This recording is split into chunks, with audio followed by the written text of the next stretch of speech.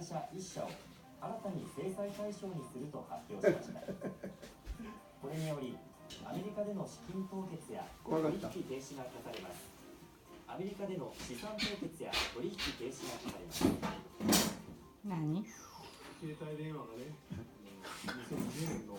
メダルになるっていうのは本当に僕自身も嬉しいと思いますし、今日は3つ持ってきて少しでも役に立てればというふうに思いますね。2020年東京大会のメダルをリサイクル金属で作ろうと不要になった携帯電話などの回収が全国でスタートしました。都内の携帯ショップでは競泳メダリストの松田丈志さんが学生時代に使っていたという電話を店員に手渡し